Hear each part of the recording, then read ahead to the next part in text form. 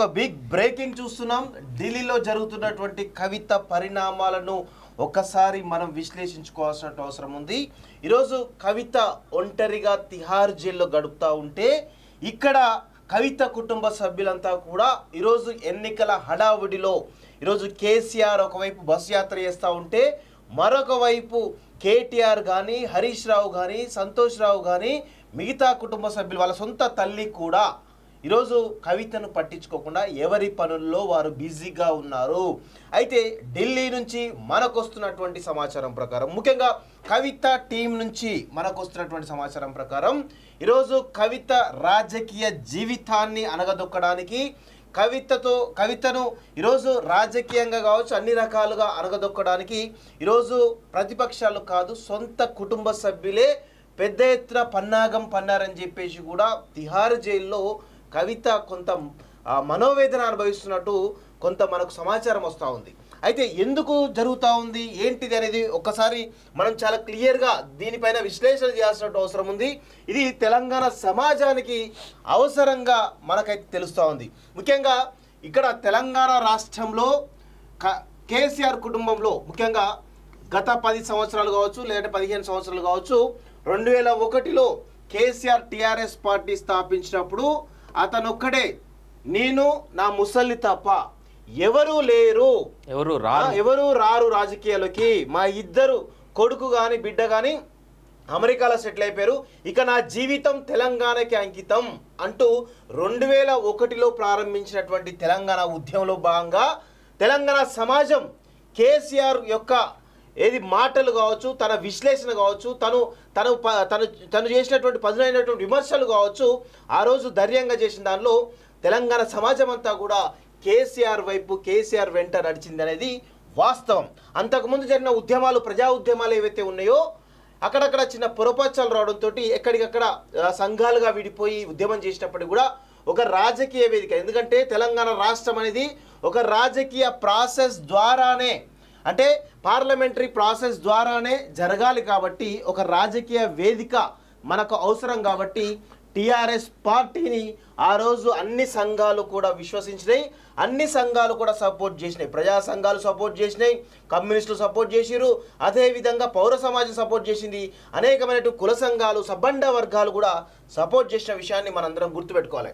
అయితే కేసీఆర్ తను తెలంగాణ ఉద్యమాన్ని లైవ్లో ఉంచడానికి సరే ఆయన అవునన్నా కాదన్నా ఈరోజు బై ఎలక్షన్స్ ఉప ఎన్నికల ద్వారా తెలంగాణ ఉద్యమాన్ని నిర్మించిండు అనేది కొంత మనం గ్రహించాలి వాస్తవంగా. సరే కొన్నిసార్లు పొరపాట్లు వ్యూహాల్లో ఈరోజు పొరపాట్లు జరగచ్చు, అది వ్యూహం కావచ్చు లేదంటే కాలానుగుణంగా జరుగుతున్న పరిణామం కావచ్చు. ఆ పరిణామ క్రమంలో కేసీఆర్ కొన్నిసార్లు దెబ్బతిన్నాడు, కొన్నిసార్లు సక్సెస్ఫుల్ అయ్యాడు, కొన్నిసార్లు టీఆర్ఎస్ పార్టీని మూసేద్దాం అనుకుంటున్న క్రమంలో చాలామంది కూడా ఈరోజు కేసీఆర్ను కన్విన్స్ చేసి పెద్ద ఎత్తున టీఆర్ఎస్ పార్టీని బతికించడంలో చాలా పెద్ద ఎత్తున ప్రయత్నాలు చేసిండు. అయితే 2000 కరీంనగర్ బై ఎలక్షన్లో అనుకుంటా 2006లో ఆనాడు కరీంనగర్ బై ఎలక్షన్లో జరిగిన దాంట్లో అది చాలా కీలకమైన ఎన్నిక. ఈ ఎన్నిక అనేది తెలంగాణ రాష్ట్రానికి చాలా కీలకమైనటువంటి తెలంగాణ రాష్ట్ర ఏర్పాటుకు చాలా కీలకంగా అని చెప్పేసి మనం చెప్పవచ్చు. వాస్తవంగా ఇక్కడ నుంచే మొత్తం అసలైనటువంటి పరిణామాలు జరిగిన క్రమాలు అనేది ఇక్కడ నుంచి జరిగిన వాస్తవంగా ఇక్కడ ఆనాడు జీవన్ రెడ్డి చేసినటువంటి సవాల్ను కేసీఆర్ స్వీకరించి ఇమీడియట్గా రాజీనామా చేయడం జరిగింది.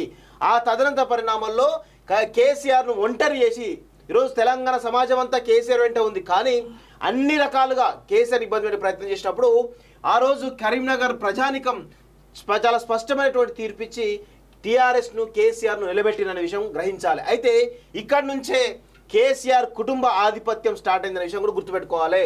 ముందుగా ఎవరు కేటీఆర్ ఎంటర్ అయ్యిండు, చాలా సైలెంట్గా కేసీఆర్ కొడుకుగా చాలా సైలెంట్గా ఎంటర్ అయ్యిండు. తర్వాత కవిత 2008లో 2007 అంటే ఇదే ఎలక్షన్స్లో రావడం జరిగింది, కానీ ఎక్కడ కూడా ఎవరు గ్రహించలేదు వాస్తవంగా, ఎందుకు కుటుంబ సభ్యులు అని చెప్పేసి వదిలేసారు తప్ప చాలా స్పష్టంగా కేటీఆర్ తన కేసీఆర్ రాజకీయ వారసత్వం పురికిపుచ్చుకొని యాక్టివ్ అయ్యింది ఇదే ఎలక్షన్ నుంచి.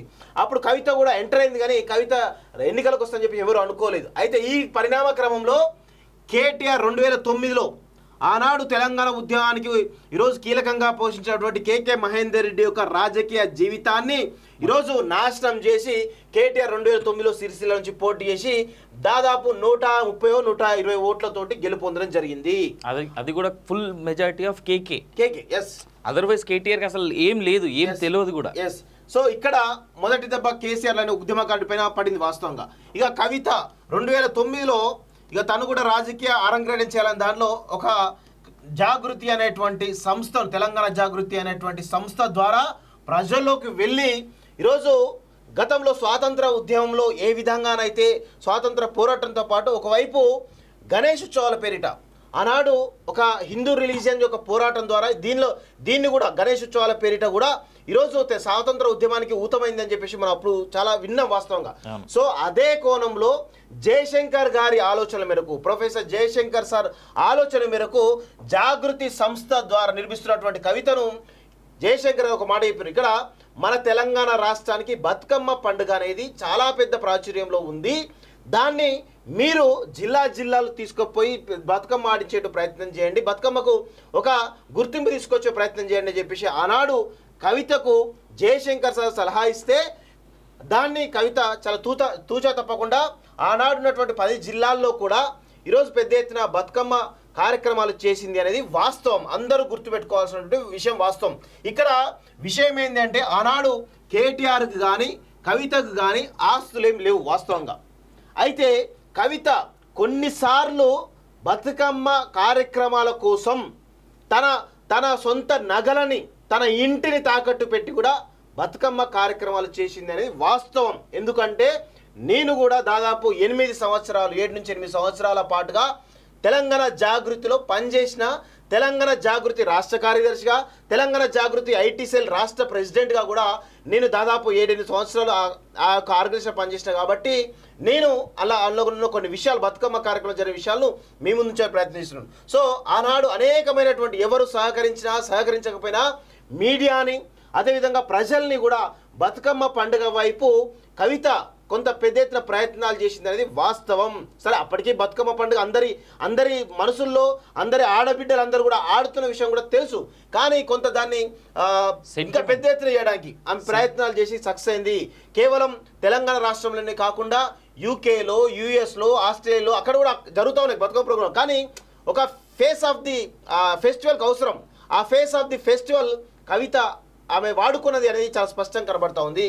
అయితే 2009 నుంచి 2014 వరకు కూడా ప్రతి సంవత్సరం 10 రోజుల పాటు బతుకమ్మ ఆడింది, బతుకమ్మకు ఒక రకమైనటువంటి బ్రాండ్ ఇమేజ్ క్రియేట్ చేయడానికి ప్రయత్నాలు చేసింది.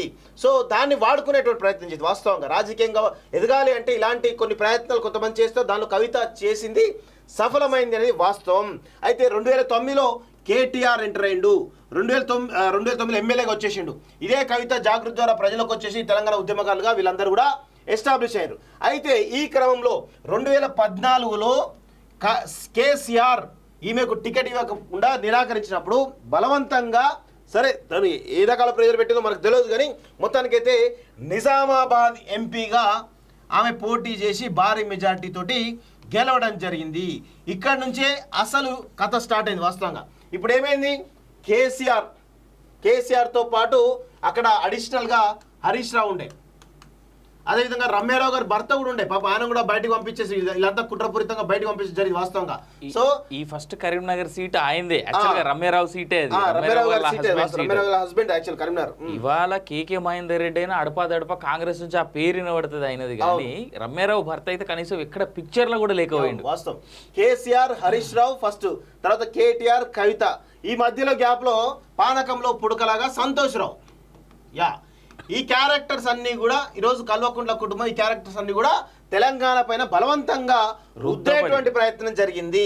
అయితే ఈ క్రమంలో నిజామాబాద్లో కవిత ఈరోజు గెలుపొందిన తర్వాత ఢిల్లీ రాజకీయాలను శాసించడం కావచ్చు, తెలంగాణ జాగృతి ద్వారా రాష్ట్ర రాజకీయాలు శాసించడం కావచ్చు, మొత్తంగా 2014 నుంచి 2019 వరకు ఈమె ఒక ఫోర్స్గా, అంటే కేసీఆర్కు సంబంధం లేకుండా టీఆర్ఎస్ పార్టీ, ఆనాడు ఉన్నటువంటి టీఆర్ఎస్ పార్టీ సంబంధం లేకుండా ఒక ఫోర్స్గా ఇటు జాగృతి కావచ్చు, అటు ఢిల్లీ కావచ్చు, అనేక రకాలుగా ఒక బలమైనటువంటి నాయకురాలిగా, అదేవిధంగా కేసీఆర్ జుట్టులోంచి పుట్టింది కవిత అనే విధంగా కేటీఆర్ అసమర్థుడు, హరీష్ రావు అసమర్థుడు, సంతోష్ రావు ఒక పప్పు అనే విధంగా కేవలం కేసీఆర్కు తగ్గ రాజకీయ నాయకురాలు కవితే అన్నది చాలా స్పష్టంగా బలంగా గ్రౌండ్లోకి పోయింది.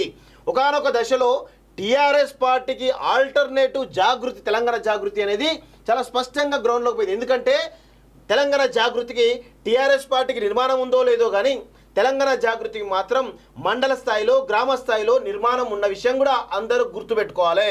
అయితే 2014 నుంచి 2019 వరకు ఈమె చేస్తున్నటువంటి అనేకమైనటువంటి కార్యక్రమాల వల్ల చాలా రకాలుగా క్రేజ్ రావడం, అదేవిధంగా బీఆర్ఎస్ పార్టీలో ఆడ టీఆర్ఎస్ పార్టీలో చాలామందికి కూడా ఈమె ఎదుగుదల నచ్చకపోవడం, అదేవిధంగా అక్కడి నుంచి కాలేగా అక్కడ దాకా ఎమ్మెల్యేలు మంత్రుల విషయమే కాదు, సొంత కుటుంబ సభ్యులు కూడా హరీష్ రావు కానీ, సంతోష్ రావు కానీ, కేటీఆర్ కానీ ఈ ముగ్గురు కూడా ఈమె ఆధిపత్యాన్ని గండిగొట్టాలి.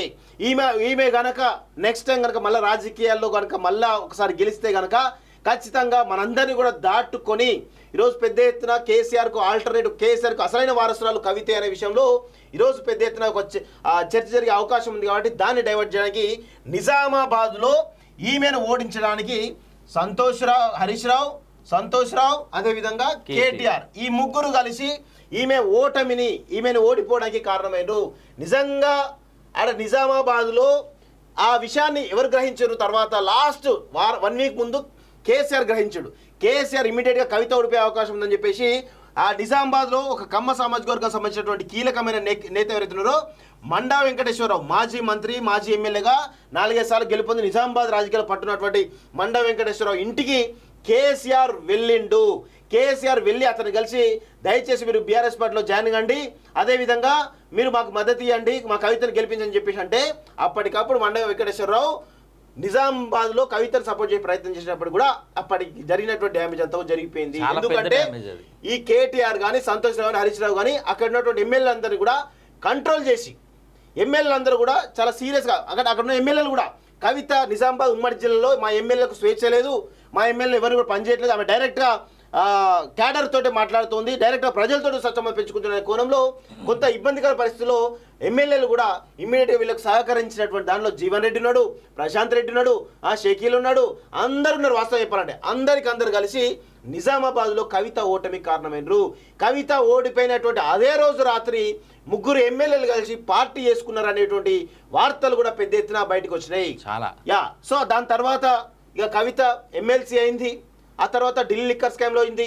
అసలు ఢిల్లీ లిక్కర్ స్కామ్లో చాలా సీరియస్గా మనం ఆలోచించే విషయం ఏంటంటే ఢిల్లీ లిక్కర్ స్కామ్లో కవిత ఎందుకు ఇన్వాల్వ్ అయింది అనేది అందరూ కూడా గ్రహించాలి. ఇక్కడ ఎందుకు అంటే ఇక్కడ క్యూమార్ట్ టానిక్ అదేవిధంగా క్యూమార్ట్ పేరిట ఇక్కడ దాదాపు హైదరాబాద్లో కానీ మిగతా జిల్లాల్లో ఒక 20-30 వైన్ షాపులు, పెద్ద కార్పొరేట్ వైన్ షాపులు అనుకోండి. ఈ కార్పొరేట్ వైన్ షాప్ను ఈరోజు పెద్ద ఎత్తున తెరవడంలో దానిలో జరుగుతున్నటువంటి స్కామ్ మనం చూస్తాం. ట్యాక్స్లు ఏ విధంగా ఎగ్గొడుతున్నారు, విదేశీ మద్యం ఏ విధంగా అమ్ముతున్నారు, అదేవిధంగా అనేక రకాల అక్రమాలు చేసి ఒక్కొక్క టానిక్లో 100 కోట్ల రూపాయల లాభాలు వచ్చినటువంటి విషయాన్ని కూడా ఈరోజు మనం గతంలో అనేక వార్తాపత్రికలో మనం చూసిన వాస్తవంగా. సో దీనికి అంతటికి మూలం ఎవరంటే సంతోష్ రావు. ఈ సంతోష్ రావు వెనకాల ఎవరున్నారు అంటే ఇక దీని వెనకాల పోచంపల్లి శ్రీనివాసరెడ్డి ఉంటాడు. పోచంపల్లి శ్రీనివాసరెడ్డి అటువంటి ఎమ్మెల్సీ ఉంటాడు. ఈ పోచంపల్లి శ్రీనివాసరెడ్డి సంతోష్ రావు తోటి కవితను డ్యామేజ్ చేసి ప్రయత్నించారు. పోచంపల్లి శ్రీనివాసరెడ్డి ఎవరు? కేటీఆర్ యొక్క దోస్తు అండ్ బినామీ. ఇట్లా లింక్ ఏర్పడినట్టు. సో మొత్తానికైతే కేటీఆర్ త్రూ పోచంపల్లి శ్రీనివాసరెడ్డి త్రూ సంతోష్ రావు త్రూ కవితను టార్గెట్ చేయడానికి ఇక్కడ ఈ 20-30 షాపుల్లో మనకు 100 కోట్ల రూపాయల ఆదాయం వస్తూ ఉంది. నువ్వు ఢిల్లీలో ఈరోజు నీకు పరిచయాలు ఉన్నాయి కదా, కేజ్రీవాల్తో పరిచయాలు ఉన్నాయి కదా నీకు.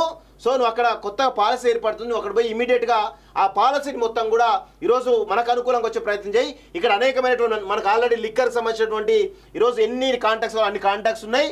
ఈరోజు ఎవరైతే లిక్కర్ సంబంధించినటువంటి ఏజెన్సీస్ కానీ ఏవైతే ఉన్నాయో ఇవన్నీ కూడా మనకు తెలుసు. కాబట్టి నువ్వు ఇమీడియట్గా ఢిల్లీ నీ పరిచయాలతో పోయి మాట్లాడని చెప్పేసి అంటే ఇమీడియట్గా ఆమె ఢిల్లీకి పోయి పాపం అన్ని రకాల ప్రయత్నాలు చేసి కొంత ఆ స్కామ్లో ఇన్వాల్వ్ అయ్యేటువంటి ప్రయత్నం చేసింది, దొరికింది. ఆ తర్వాత పరిణామాలు చూసిన వాస్తవంగా.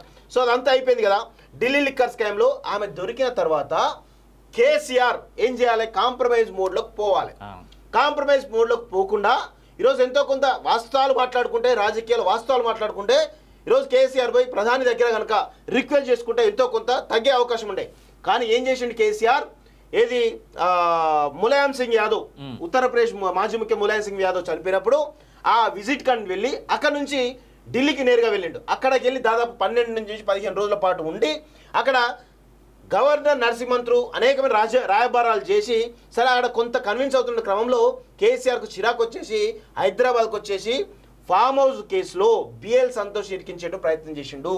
బిఎల్ సంతోష్ ఇరికించేట ప్రయత్నం చేసేటువంటి క్రమంలో ఇక భారతీయ జనతా పార్టీ చాలా సీరియస్గా అయిపోయింది వాస్తవంగా ఈ విషయంలో.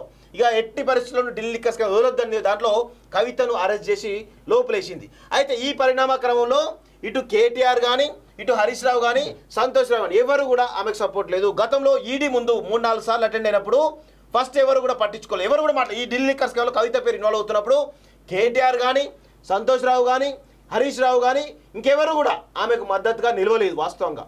ఆ తర్వాత పార్టీ డ్యామేజ్ అవుతుందేమో, మాకు ఎక్కడ ఇబ్బంది అవుతుందో దానిలో ఇక్కడ నుంచి ఢిల్లీకి తీసుకెళ్ళి ఈరోజు పెద్ద ఎత్తున ఆమెను కొంత ఆమెకు సపోర్ట్గా నిలిచేటు ప్రయత్నించి అప్పటిదాకా రాలేదు వాస్తవంగా. సో ఇప్పుడు ఏమైంది, పరిణామాల క్రమం ఏమైంది, ఆమె అరెస్ట్ అయింది. అరెస్ట్ అయ్యి దాదాపు 45 రోజులు కావస్తూ ఉంది. ఈ 45 రోజుల్లో ఈరోజు కేవలం ఎన్నికలు స్టార్ట్ అయ్యే ముందు 2-3 సార్లు కేటీఆర్ వెళ్ళిండు, వాళ్ళ తల్లి ఒకసారి వెళ్ళింది, అంతే. ఇక ఎవరు పోయే పరిస్థితి లేదు ఇప్పుడు. ఇక ఎందుకంటే ఇప్పుడు ఈ కుటుంబ సభ్యులు హరీష్ రావు ఏమో ఒకవైపున రాజీనామాలను డ్రామా ఆడుతూ ఉన్నాడు, కేటీఆర్ ఏమో తను ఎంత ఇక దిగజాడు రాజకీయాలు చేయాలో అంత దిగజాడు రాజకీయాలు చేసి ఇక్కడ ప్రజలు డైవర్ట్ చేసేటువంటి ప్రయత్నం చేస్తూ ఉన్నాడు. ఇక కేసీఆర్ అంటే ఇక పట్టించుకోడు. ఆయనకు సొంత భార్య అన్నా కానీ సొంత తల్లన్నా కానీ సొంత బిడ్డ అయినా కానీ సొంత కొడుకైనా కానీ చెప్పుతో సమానం, వాళ్ళు ఎవరిని కూడా పట్టించుకోడు. తనకు అధికారమే ముఖ్యం, తనకు అధికారమే ఇక ఇంకేదన్నట్టుగా బిడ్డను కూడా మర్చిపోయి ఏమని అంటున్నామో నా బిడ్డ కఠిన ముత్తేలా వస్తుందని చెప్పేసి చెప్పుడు తప్ప కనీసం ఒక్క రోజన్నా తన బిడ్డను చూడడానికి ఢిల్లీకి పోయిండా కేసీఆర్? ఒక్క రోజన్నా వెళ్ళిండా? ఏదో ఇక కేటీఆర్ను హరీష్ రావు ఇక ప్రజలు ముఖం మీద ఉంచుతారు కాబట్టి వీళ్ళు పోయింది తప్ప కేసీఆర్ అంటే పోయిండా? అంటే ఇది కావాలని కేటీఆర్ హరీష్ రావు సంతోష్ రావు ముగ్గురు దయం కలిసి ఈరోజు కవితను రాజకీయంగా అడగదొక్కడానికి చేసినటువంటి ప్రయత్నంలో భాగంగా ఢిల్లీ లిక్కర్ స్కామ్లో వెనక నుంచి వీళ్ళంతా కూడా నడిపించి ఆమె రాజకీయ జీవితంలో ఈరోజు ఒక మచ్చ తీసుకొచ్చేసి రాజకీయంగా ఆమెను ఇక ఎక్కడ కూడా రాణించకుండా పెద్ద ఎత్తున ప్రయత్నం చేశారనే విషయం కూడా గుర్తుపెట్టుకోవాలి. ఇది ముమ్మాటికి నిజం. ఇది ఎవరు అవునన్నా కాదన్నా నిజం. ఎందుకంటే కేటీఆర్ వర్గంలో ఉన్నటువంటి కొంతమంది తెలుసు, కవిత వర్గంలో ఉన్నటువంటి కొంతమంది తెలుసు, సంతోష్ రావు వర్గంలో కొంతమంది తెలుసు, హరీష్ రావు వర్గంలో కొంతమంది తెలుసు. హరీష్ రావు అయితే లిటరల్గా కవిత అరెస్ట్ అవుతున్నప్పుడు చాలా సంతోషంగా ఉన్నాడు. మీరు ఒకసారి విజువల్ తెచ్చి చూడండి, క్లియర్గా తెలుస్తుంది. నవ్వుతా ఉన్నాడు. ఆమె కారులో కూర్చుంటే నవ్వుతుంది, ఏం కత్తి నువ్వు వైరా అని నవ్వుకుంటున్నాడు లోపల. సో ఇదంతా కూడా జరుగుతున్నది. సో కవితను ముంచిందే వాళ్ళ కుటుంబ సభ్యులు, కవితను ప్రేరేపించిందే వాళ్ళ కుటుంబ సభ్యులు, కవితను రాజకీయంగా నాశనం చేసిందే కుటుంబ సభ్యులు.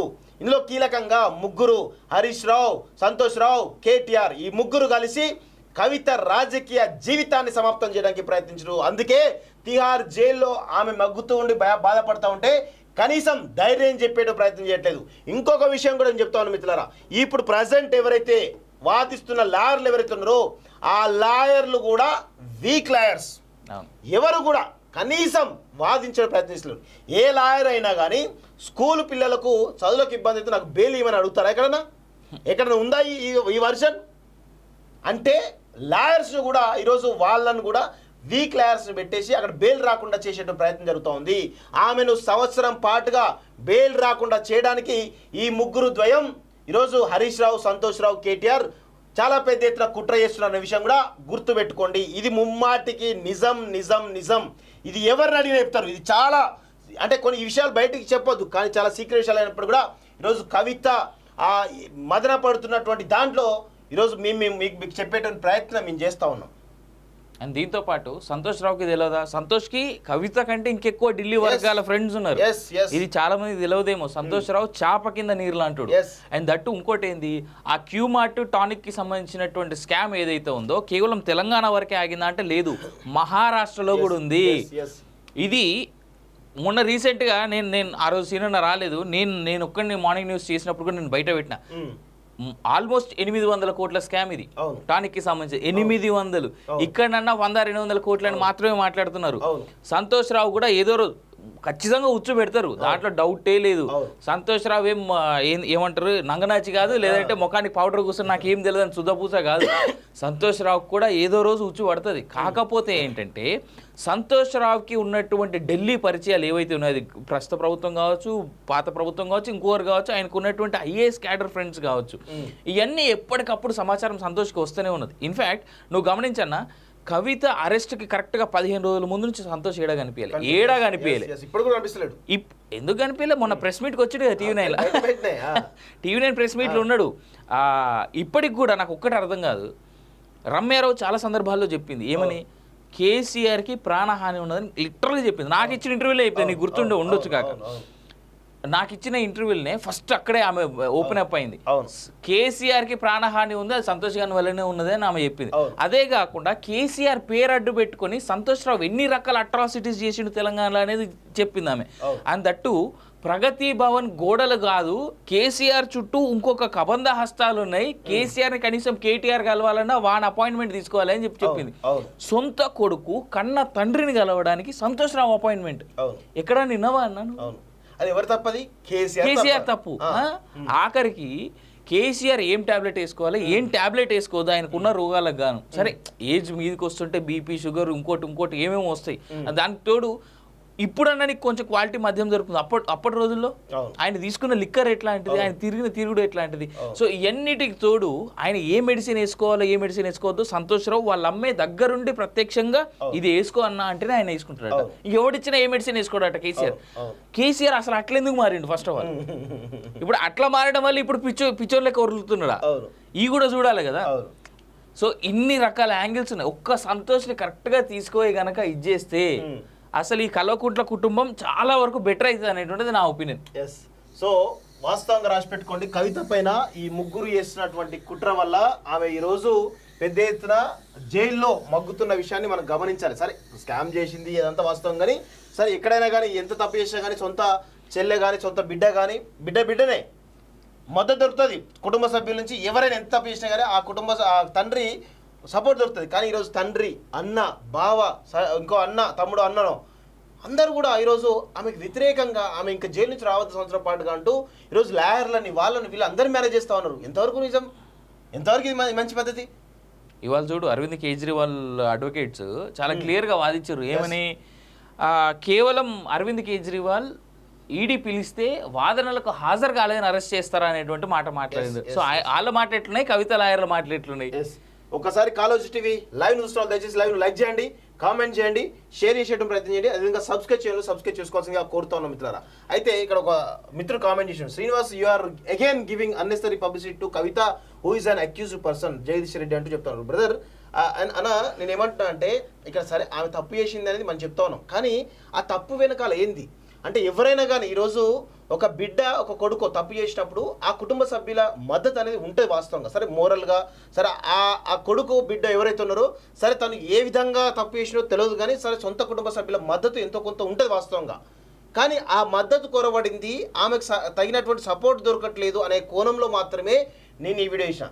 ఆమె తప్పు చేయలేదు నేను చెప్పలేదు, ఆమె ఢిల్లీ లిక్కర్స్గా పాల్గొనలేని చెప్పలేదు. దానికి ప్రేరేపిస్తున్న అంశాలేంది, ఆమె పైన ఆమెకి ఏ విధంగా వెనకాల నుంచి ఎవరున్నారు అనేటువంటి కోణంలో నేను అనాలిసిస్ చేసే ప్రయత్నం చేశాను. ఎందుకంటే నేను కవితతోటి కలిసి పనిచేసిన 2017 డిసెంబర్ వరకు నేను జాగృతిలోనే ఉన్నా, చాలా కీలకమైన పదవిలో అనిపించాను. కాబట్టి అక్కడ నుంచి వాళ్ళ ఆధిపత్యం కావచ్చు, వాళ్ళ అరాచకాల అక్రమం భరించలేక బయటకు వచ్చేసి ఈరోజు నేను గత 5 సంవత్సరాలుగా ఈరోజు గతంలో కేసీఆర్ పాలనపై నేను పోరాడి నేను కూడా ఆ ప్రభుత్వ మాటలో నేను కూడా ఒక కారణమైన, కాబట్టి అక్కడ జరుగుతున్నటువంటి పరిణామాలు వేరెవరికి తెలుసో తెలియదు, కానీ నాకు మాత్రం చాలా విషయాలు తెలుసు. కాబట్టి నేను చెప్పేట ప్రయత్నిస్తున్నాను. ఇది పబ్లిసిటీ కాదు, ఇక్కడ ఆమెకు జరుగుతున్నటువంటి వీళ్ళు కుటుంబ సభ్యులు చేసిన కుట్రను నేను ప్రజల ముందు పెట్టేట ప్రయత్నం చేస్తా ఉన్నాను. అండ్ దట్టు ఇంకో మాట చెప్తామండి జగదీష్ రెడ్డి గారు, మీకు తెలుసో లేదో, ఇదే కల్వకుంట్ల కుటుంబం నుంచి బయటకు వచ్చి గొంతెత్తినందుకు సీనాని అరెస్ట్ చేసి లోపలేసి నానా చిత్రహింసలు నానా యాగిలు చేసి ఆయన పర్సనల్ లైఫ్ లేకుండా చేసినటువంటి సందర్భం కూడా ఉన్నది. సో ఇది చాలా మందికి తెలియదు, తెలుసుకోండి. మేము మాట్లాడే దానికంటే ముందు